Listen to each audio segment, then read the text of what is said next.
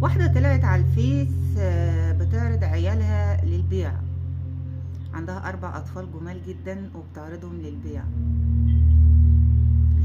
على قد ما الموضوع مؤلم وعلى قد ما الموضوع وجع قلوب ناس كتير جدا، وفي ناس حاولت تساعدتها والحكومة حاولت تساعدتها، بس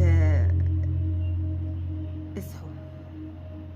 الموضوع أنا عارفة، أنا حاسة بيكي كأم مش عارفة تعيشي في الوقت دوت، وجوزك ممكن يكون سايبك، عايزة تصرفي على عيالك ومش عارفة. أنا حاسة بيكي جدا. بس أنا عايزة أقولك إن انتي عملتي 4 صدمات نفسية ل4 أطفال.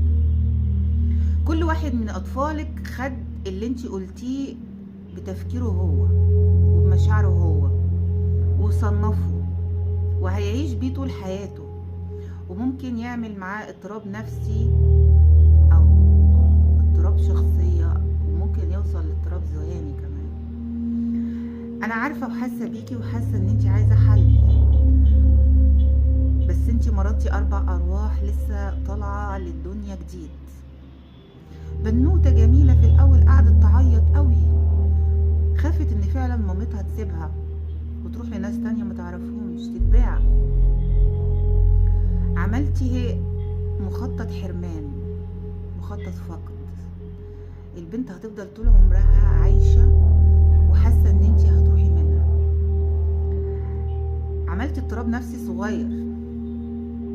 طفل تاني ممكن واخد كلامك على انك انتي ست قوية ومستبيعة، يتقمص دورك ويعيش طول حياته ان هو يبدأ بقى يكون بذرة الاستغناء، وانه مش عايز حد، وان هو قوي بنفسه، وان الناس تستاهل اللي انا اعمل فيه. وعملتي بذرة السايكوباتية مثلا او نرجسية. طفل تاني شايف اللي انت بتعمليه على انه اساءة، انت بتسيئي ليه. وطفل تاني ممكن يشوف اللي انت عملتيه ده ان انت مش عايزاه، ان انت بتكرهيه، ان هو عمل حاجة غلط. انت بتربي اضطرابات نفسية جوه اطفالك. انا مش بتكلم الكلام ده يا جماعة على الفيديو بس، علينا كلنا نراعي ونشوف احنا بنتعامل ازاي مع اطفالنا.